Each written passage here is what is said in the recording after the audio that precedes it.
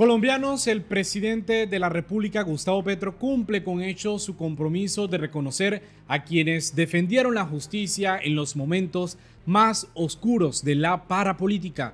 En un acto simbólico y trascendental, el mandatario honró y condecoró a los magistrados que enfrentaron la persecución orquestada durante el gobierno de Álvaro Uribe Vélez, aunque Gerson Chaverra, actual presidente de la Corte Suprema, rechazó la condecoración en un gesto que parece mucho más una oposición simbólica al gobierno del presidente Petro. Otros magistrados, verdaderos guardianes de la independencia judicial, aceptaron este reconocimiento. Hoy estos exmagistrados, que conocen de cerca lo que significa la persecución y el valor de una justicia autónoma, recibieron en la Casa de Nariño la prestigiosa Orden de Boyacá en el grado de caballero.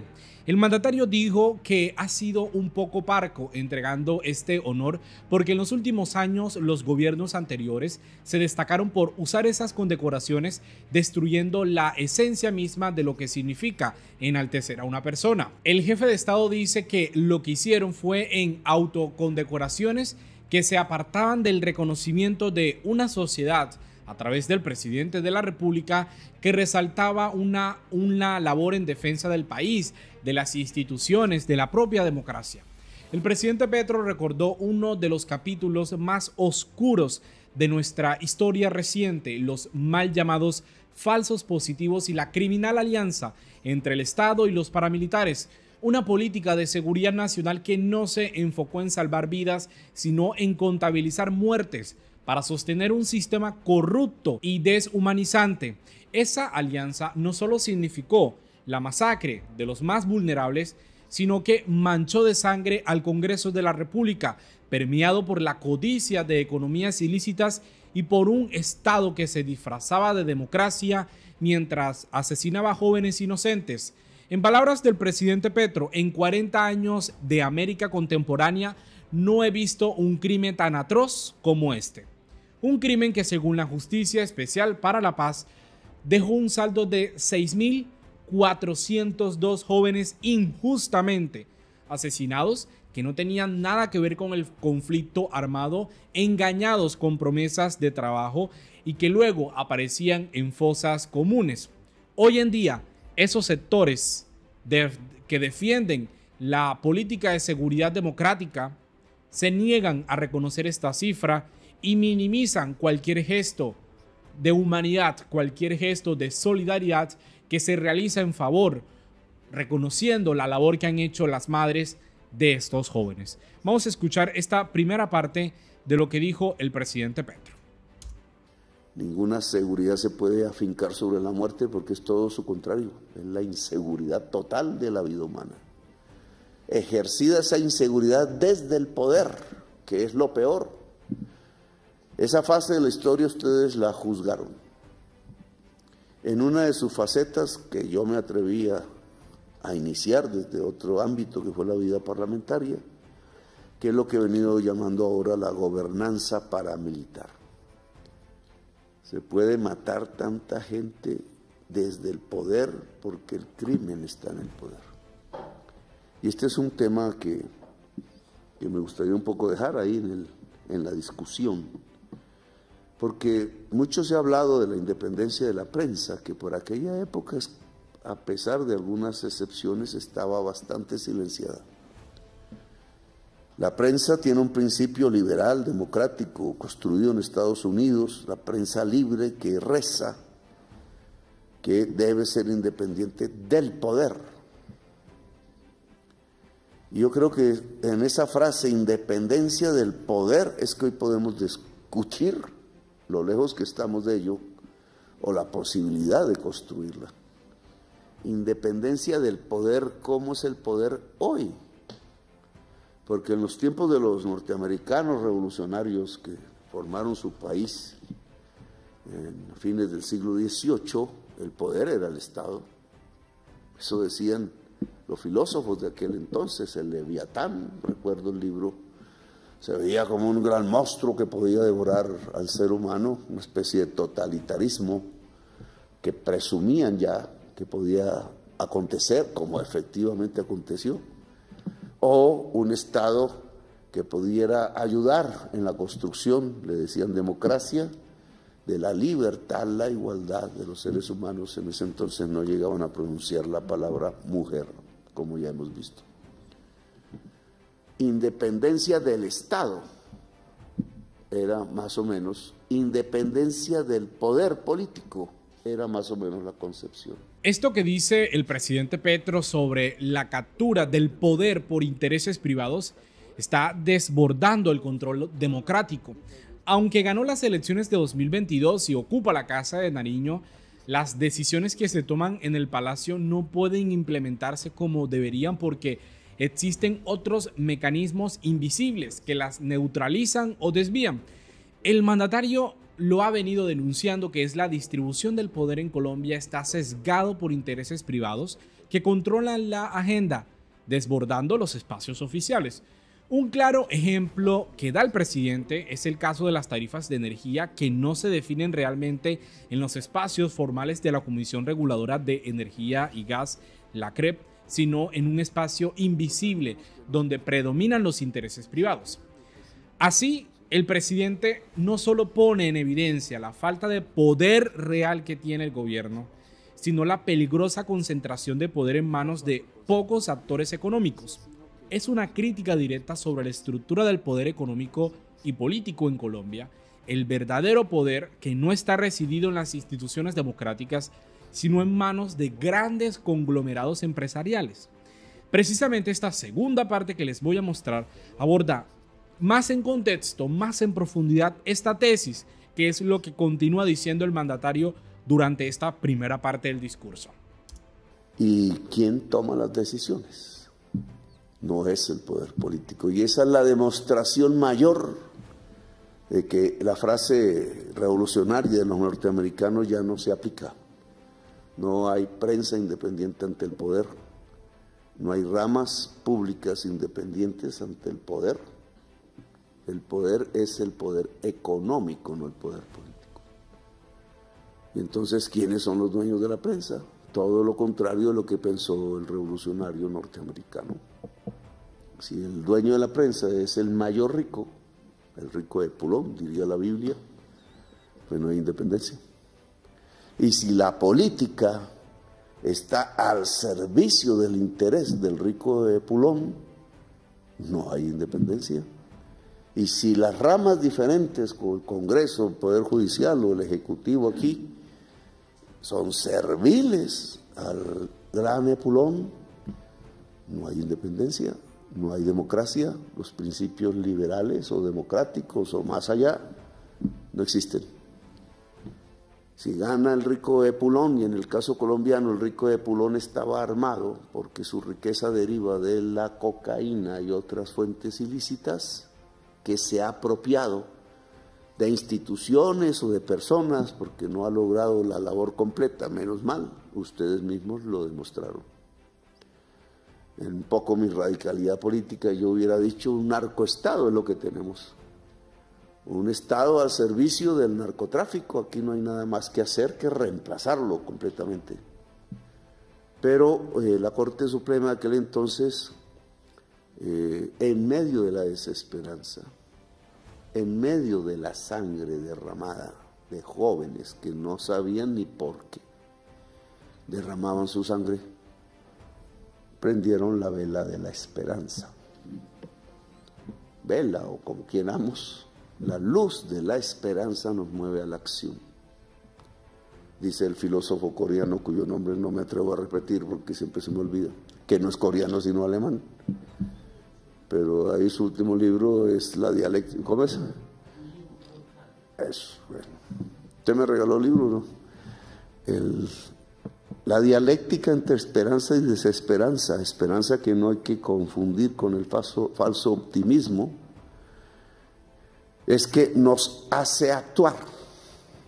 La esperanza nos hace actuar en la peor de las dificultades. Lo he visto en mi propia existencia, porque a mí me ha tocado moverme entre el fango de la sociedad, que casi nadie quisiera vivir, y yo lo he vivido porque me tocó y porque quise.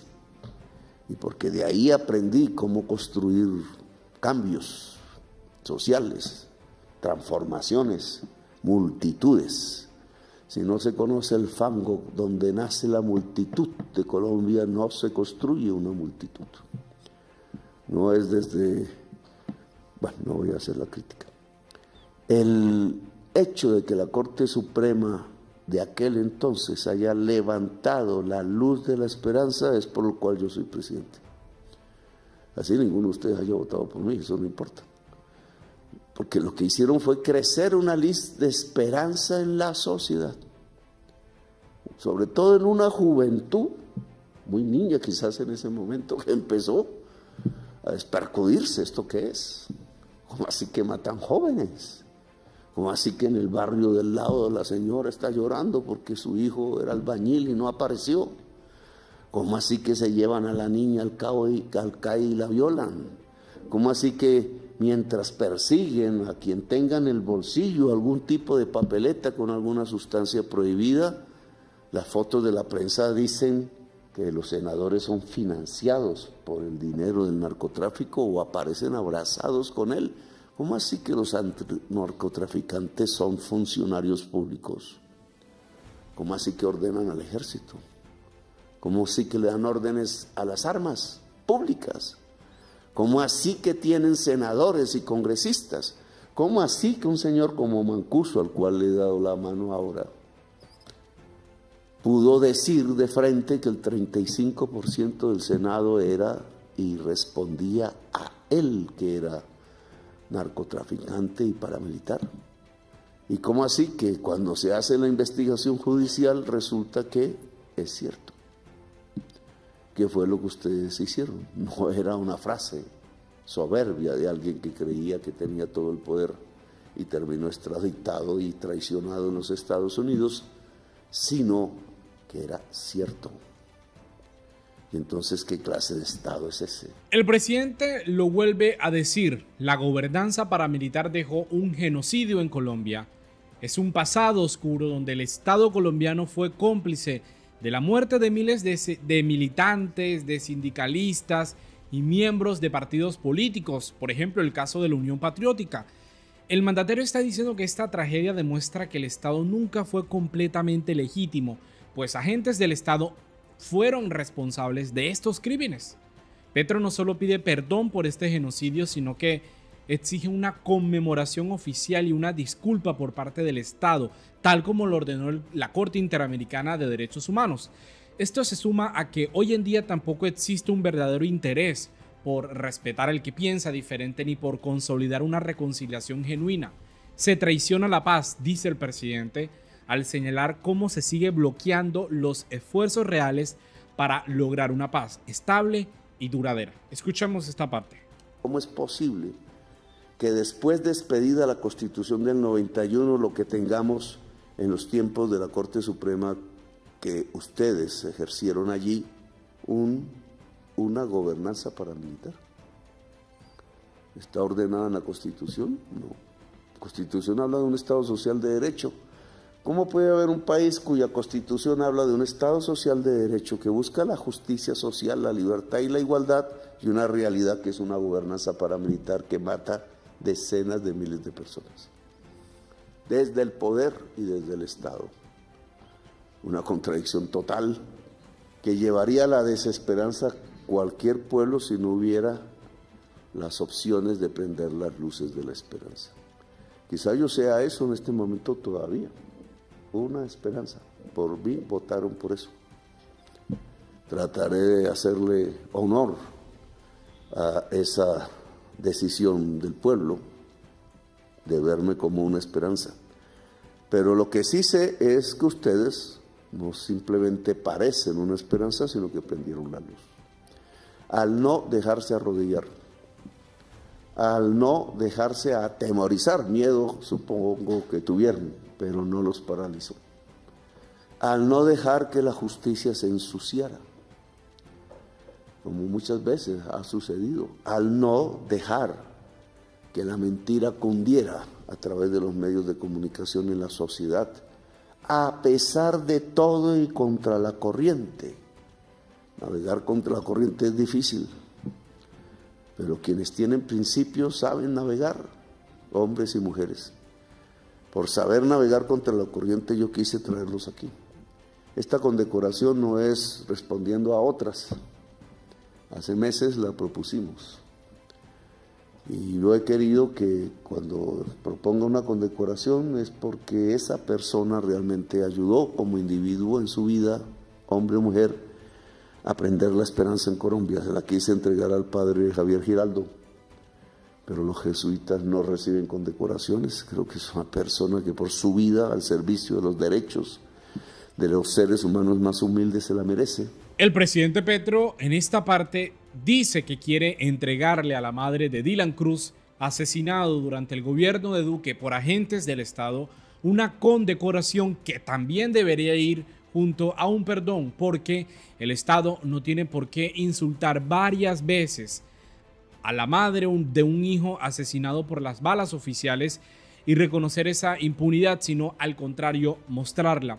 Justamente cuando sale una sentencia que demuestra que ese joven sí fue asesinado prácticamente por sevicia por un agente del SMAT. Escuchemos esta parte que dice el presidente. La madre de Dylan, que nos ha acompañado en algunas ocasiones, debe recibir la Cruz de Boyacá en honor a ella y a su hijo. El uno por ser rebelde y la otra porque no acepta la injusticia y la impunidad. Y ustedes ahora reciben esa medalla con sus compañeros que fueron de sala, etcétera, con las trapitecias que todo tuvo que ocurrir en ese entonces, con las chuzadas, con las persecuciones, con las calumnias, con todo lo que aquel entonces se inventó, que sigue inventándose ahora, porque ustedes pasarán a la historia y porque al recibir esa medalla que es de Bolívar, ustedes se convierten en oficiales de su ejército, que ya no es un ejército popular armado, sino quizás un ejército de Quijotes, invencible, quizás un ejército de la vida, desarmado pero con muchísima energía. Ustedes prendieron vida en Colombia. Esas son las palabras del presidente, de alguna manera la justificación del mandatario para otorgarle a los exmagistrados de la Corte Suprema de Justicia que enfrentaron la persecución, que enfrentaron las calumnias y las interceptaciones ilegales durante el gobierno de Álvaro Uribe Vélez, pese a que recientemente un magistrado, Gerson Chaverra, hoy presidente de la Corte Suprema, declinó a la invitación que el presidente pretendía darle, la condecoración que el presidente pretendía darle al alto tribunal como institución en defensa de la democracia, de la institucionalidad. Finalmente el presidente no respondió a Gerson Chaverra, no escaló esa controversia que no inicia el mandatario, sino que empezó por parte de este magistrado que parece ser opositor al gobierno del presidente Petro, y sobre todo porque aquí el mandatario hace una explicación de cómo esas condecoraciones deben ser utilizadas verdaderamente en honrar a las personas que han dado esperanza a este país, que ha luchado por muchos años por una paz, pero sobre todo por vivir en plenitud y que no sea asesinado simplemente por pensar diferente o por inflar cifras de una política de seguridad que simplemente tiene la codicia detrás y por mantener el poder. El poder mata, ha dicho el presidente. El poder mata. Nos vemos en una próxima oportunidad. De verdad, mil gracias por conectarse a este video. Yo los invito a que se suscriban, a que compartan esta información para que podamos llegar a muchísimas más personas. Mil gracias, nos vemos en una próxima oportunidad.